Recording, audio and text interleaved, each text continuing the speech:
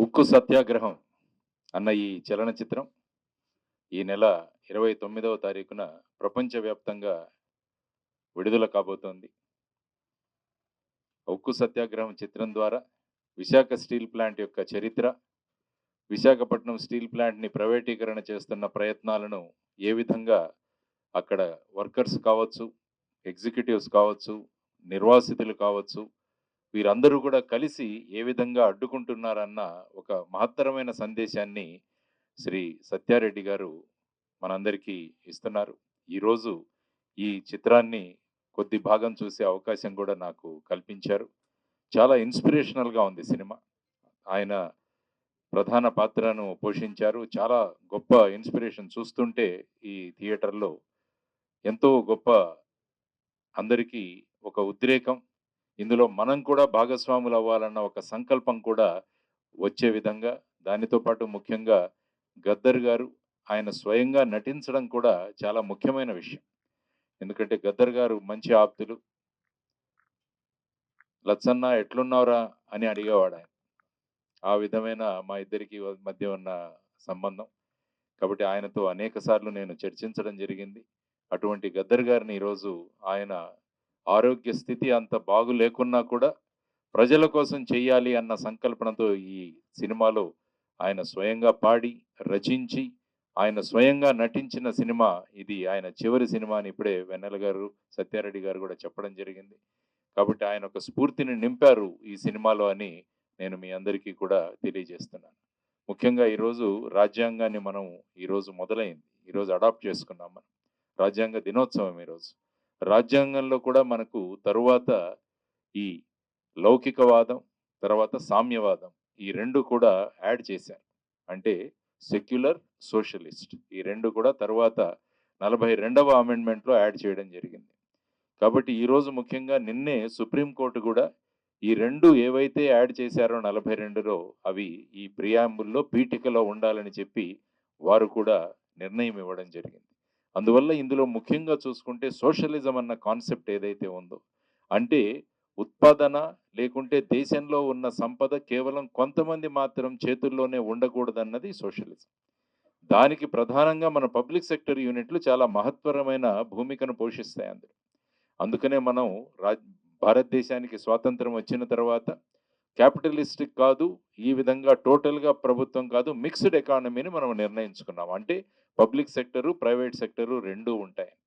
ఆ విధంగా చేసుకుంటున్న సందర్భంలో మొట్టమొదటిసారిగా భారతదేశంలో ఒక పోర్ట్ ఉన్న ప్రాంతంలో స్టీల్ ప్లాంట్ పెట్టాలన్న సంకల్పన చేసిన తర్వాత ఆ స్టీల్ ప్లాంట్‌ని మిగతా రాష్ట్రాలు తమిళనాడు కావచ్చు, కర్ణాటక కావచ్చు, వాళ్ళు వాళ్ళ ప్రాంతాలకు తీసుకువెళ్ళాలని ప్రయత్నం చేసిన సమయంలో అక్కడ అమృతరావు గారనే ఆయన గుంటూరు నుంచి వచ్చి అక్కడ నిరాహార దీక్ష చేయడం, ఆ తర్వాత విద్యార్థులు పెద్ద సంఖ్యలో పాల్గొనడం, ఆ తర్వాత మొత్తం అది కేవలం విశాఖపట్నానికి మాత్రమే కాదు, మొత్తం ఉమ్మడి ఆంధ్రప్రదేశ్‌లో కూడా 32 మంది ప్రాణత్యాగాలు చేసిన సందర్భంలో చిట్టచివరిగా ప్రభుత్వానికి విశాఖపట్నంలోనే ఈ స్టీల్ ప్లాంట్ ఏర్పాటు చేసుకోవాల్సిన నిర్ణయం అప్పటి ప్రధాని ఇందిరాగాంధీ గారు తీసుకున్నారు. ఆ తరువాత అది బ్రహ్మాండంగా ముందుకు వెళ్ళి మంచి లాభాలలో నడుస్తున్న ఒక గొప్ప యూనిట్, పబ్లిక్ సెక్టర్ యూనిట్. ఆ తర్వాత అతి ఉత్తమమైన క్వాలిటీ ఉన్న స్టీల్ తయారు చేసే కర్మాగారం విశాఖపట్నం స్టీల్ ప్లాంట్. దాన్ని ఆర్ఐఎన్ఎల్ కూడా అంటారు. రాష్ట్రీయ ఇస్పాత్ నిగమ్ లిమిటెడ్ అని చెప్పేసి. మీరు యాక్చువల్‌గా చూసుకుంటే ప్రధానమంత్రి గారి ఆవాస్ యోజన అంటే ఇళ్ళు కట్టించే దాంట్లో సుమారుగా 21,000 మెట్రిక్ టన్నులు విశాఖ స్టీల్. మీరు స్టాచ్యూ ఆఫ్ యూనిటీ అని సర్దార్ వల్లభాయ్ పటేల్ స్టాచ్యూ చూస్తారు అక్కడ నర్మదా నది ఒడ్డున. అందులో సుమారుగా 2,500 మెట్రిక్ టన్నులు విశాఖ స్టీల్. ఆ తర్వాత అటల్ టన్నల్ అని జమ్మూని, కాశ్మీర్‌ని కనెక్ట్ చేస్తూ ఒక టన్నల్ ఏర్పాటు చేయడం అని. దానిలో కూడా సుమారుగా 3,000 మెట్రిక్ టన్నులు మన విశాఖ స్టీల్. కాబట్టి ఇంత నాణ్యమైన విశాఖ స్టీల్‌ని ఎవరో చేతిలో ప్రైవేటైజ్ చేద్దాము అంటే ఎవరు ఒప్పుకోవడం లేదు. ఎందుకంటే విశాఖ ఉక్కు ఆంధ్రుల హక్కు అని మొదలైన ఈ విశాఖపట్నం స్టీల్ ప్లాంట్ ఇప్పుడు విశాఖ ఉక్కు తెలుగువారి గుండె చప్పుడు మాత్రమే కాకుండా భారతదేశ గుండె చప్పుడుగా కూడా మారింది. కాబట్టి దీనిని ప్రభుత్వ రంగ సంస్థగానే పెట్టాలి అన్న సంకల్పం అందరిలో ఉంది. దానికోసం సత్యారెడ్డి గారు ఈరోజు ఆ మొత్తం విషయాలన్నింటినీ కూడా ఈ చలనచిత్రం ద్వారా మనకు అందించడం జరిగింది. కోర్టులలో వెళ్ళి ఈ ప్రైవేటైజేషన్ కాకూడదు అన్న విధంగా ఒక పబ్లిక్ ఇంట్రెస్ట్ లిటిగేషన్ ద్వారా మేము కూడా పోరాడుతున్నాం అందులో. ఎందుకంటే ముఖ్యంగా ఇది ప్రభుత్వ రంగ సంస్థగా ఉండాలి. ఎందుకంటే విశాఖపట్నం యొక్క పటం మారిపోయింది. విశాఖపట్నం స్టీల్ ప్లాంట్ వచ్చిన తర్వాత. చిత్రంలో కూడా అదే చెప్పారాయన. భీమునిపట్నం అంటే విశాఖపట్నం కన్నా భీమిలి అన్నది ఒక కార్పొరేషన్ మునిసిపాలిటీగా ఉండేది. భారతదేశంలో సూరత్ తర్వాత రెండవ మునిసిపాలిటీ భీమిలి. అది ప్రధానంగా ఉండేది. విశాఖపట్నం చాలా చిన్న ఊరుగా ఉండేది. కానీ విశాఖపట్నం స్టీల్ ప్లాంట్ వచ్చిన తర్వాత విశాఖపట్నం రూపురేఖలే మారిపోయాయి. అనేక పబ్లిక్ సెక్టర్ యూనిట్స్ అక్కడ వచ్చాయి. ఆ లక్షల మంది విశాఖపట్నం స్టీల్ ప్లాంట్ ఆధారంగా వాళ్ళు జీవిస్తున్నారు. ఎందుకంటే ఎప్పుడైతే ఇది ప్రైవేటీకరణ చేస్తారో అప్పుడు ఏమవుతుందంటే లాభాల కోసం ప్రైవేటీకరణ జరిగిన తర్వాత ఆ వ్యక్తులు తమ జేబులో ఎంత వెళుతుందని చూసుకునే సందర్భాలున్నాయి. అందువల్ల ఇది ప్రైవేటీకరణ కాకూడదు అన్నది ప్రధానంగా. అందరూ కూడా ఇది ప్రైవేటీకరణ అవ్వదు అని చెబుతున్నారు. మొన్న మినిస్టర్ గారు కూడా వచ్చి వెళ్లారు, కుమారస్వామి గారు. ఆయన కూడా ఇది ప్రైవేటీకరణ అవ్వదు అని చెప్పారు. 3 నెలలు అయిపోయింది కానీ ఇంకా ఏమీ అందులో ఏ విధమైన చర్యలు తీసుకున్నట్టు కనపడ్డం. కాబట్టి ప్రస్తుత ప్రభుత్వం కూడా ఇది ప్రైవేటీకరణ కాకుండా మేము కాపాడతామని వారు కూడా చెప్పిన సందర్భాలున్నాయి. కాబట్టి ఇది అందరి బాధ్యత అని గుర్తు చేయడానికి ఈ సినిమా ద్వారా ఒకవైపు ఉప్పు సత్యాగ్రహం, ఇంకొక వైపు ఉక్కు సత్యాగ్రహం. ఈ రెండిటిని కూడా పోలుస్తూ ఉక్కు సత్యాగ్రహం ఏ విధంగా ఈ ప్రైవేటైజేషన్‌ను ఆపాలి అన్న ఒక సందేశాన్ని తీసుకొని అక్కడ ముందుకు వెళ్తారు. సత్యన్న ఒక ఆయన క్యారెక్టర్ అక్కడ నిర్మించి, ఆ క్యారెక్టర్ ద్వారా ఈ ఉద్యమాన్ని ఎలా ముందుకు తీసుకెళ్లాలని అటు విద్యార్థులు కావచ్చు, కార్మిక సంఘాలు కావచ్చు, అందరం కలిసి పనిచేస్తే ఈ విశాఖ ప్రైవేటీకరణ అవ్వదు అన్న ఒక సందేశాన్ని వారు ముందుకు తీసుకువెళుతున్నారు. కాబట్టి ఖచ్చితంగా ఇది ప్రజలందరినీ కూడా ఆకర్షిస్తుంది. పాటలు చాలా బాగున్నాయి. నేను విన్నాను. పాటలు చాలా చిత్రీకరణ కూడా చాలా బాగుంది. ముఖ్యంగా సినిమాలో వాడిన డైలాగులు చాలా అత్యంత ప్రభావంగా ఉన్నాయవి. ఒక్కొక్క మాట కూడా ఒక్కొక్క తూటాలాగా వెళుతుంది.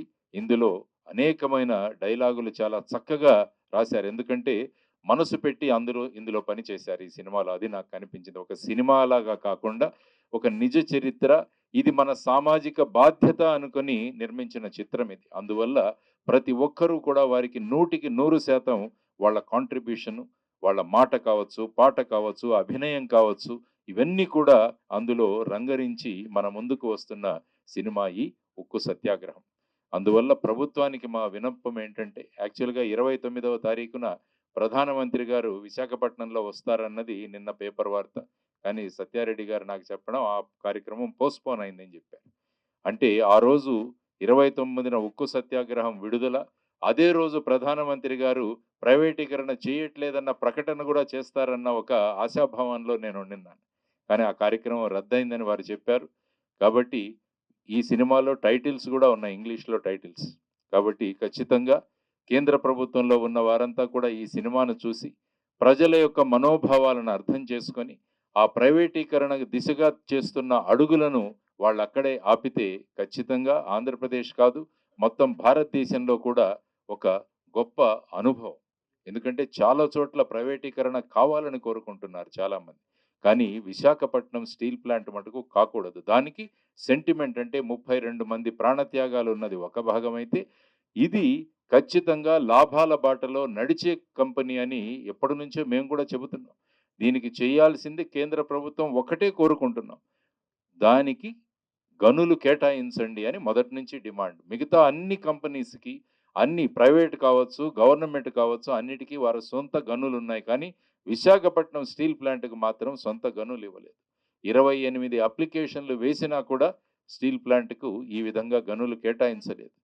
ప్రస్తుతం ఈ ప్లాంట్‌కి కావాల్సింది గనులు కేటాయించడం, లేకుంటే స్టీల్ అథారిటీ ఆఫ్ ఇండియాలో కలపమని చెప్పేసి అందరి యొక్క డిమాండ్. సెయిల్‌లో కలపండి ఆర్ఐఎన్ఎల్‌ని కూడా అన్నది ప్రధానమైన డిమాండ్.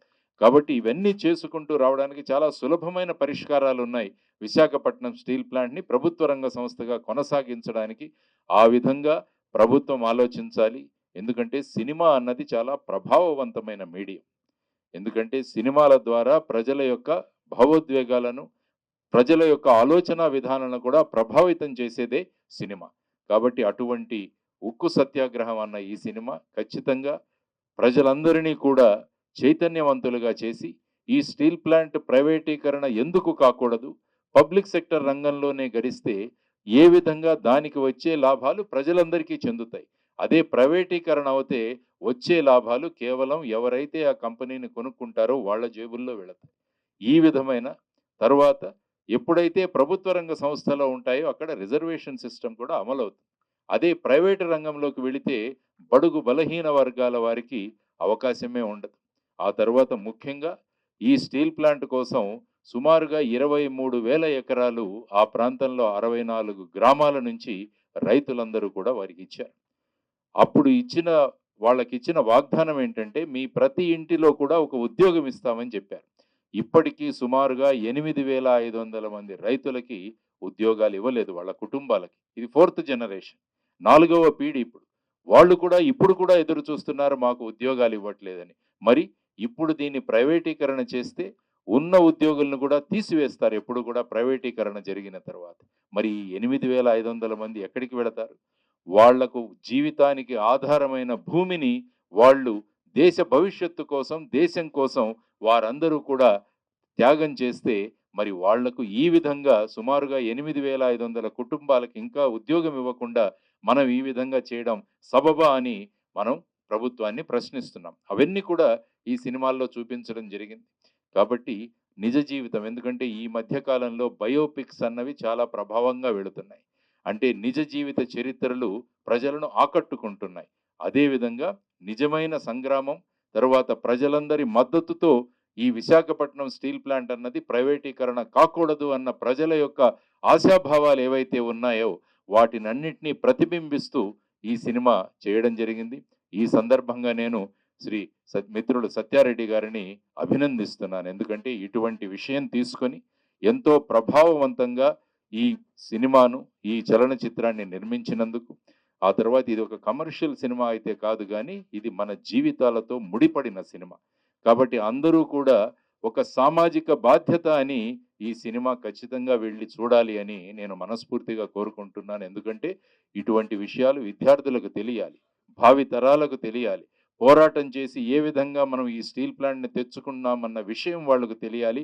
దేశం యొక్క భవిష్యత్తు ఎలా ఉండాలన్న ఒక ఆలోచనలు కూడా వాళ్ళు రేకెత్తించే ఈ సినిమా 'ఉక్కు సత్యాగ్రహం' బ్రహ్మాండమైన విజయాన్ని చవిచూస్తుందని, ఖచ్చితంగా మీరందరూ కూడా ఆదరిస్తారని మనస్ఫూర్తిగా తెలియజేసుకుంటూ, అందరం కలిసి ఈ విశాఖపట్నం స్టీల్ ప్లాంట్ ఎప్పటికీ ప్రైవేటీకరణ కాకుండా ప్రభుత్వ రంగ సంస్థగా ఉంటూ లాభాలలో నడిచే విధంగా ప్రభుత్వాలు నిర్ణయం తీసుకోవాలని చెప్పి మనస్ఫూర్తిగా కోరుకుంటూ, మరి ఒకసారి శ్రీ సత్యారెడ్డి గారికి, గద్దర్ గారికి, ఆ తరువాత ఈ సినిమాలో వాళ్ళు నటించలేదు. జనరల్‌గా సినిమా అంటే నటిస్తారు. ఇది నిజ జీవితంతో ముడిపడిన సినిమా కాబట్టి వాళ్ళందరూ కూడా వారిళ్ళ 100% ఇచ్చి జీవించి ఈ సినిమాను చాలా చక్కగా నిర్మించారు. కాబట్టి మీ అందరి తరపున మీడియా ద్వారా ప్రజలందరికీ నేను చేస్తున్న విన్నపం, ఈ చలనచిత్రాన్ని ఖచ్చితంగా వీక్షించండి. మీ యొక్క అభిప్రాయాన్ని తెలియజేయండి. విశాఖ ఉక్కు ప్రైవేటీకరణ కాకుండా ప్రభుత్వ రంగ సంస్థగానే కొనసాగించే విధంగా ప్రభుత్వం చర్యలు తీసుకోవాలని మీరందరూ కూడా గొంతు విప్పిన రోజు ఖచ్చితంగా అది జరుగుతుందని నేను ఆశిస్తూ మరొకసారి శ్రీ సత్యారెడ్డి గారికి అభినందనలు తెలియజేస్తూ ముగిస్తున్నాను. ధన్యవాదాలు. జై Hind. Sir thank you sir, ధన్యవాదాలు.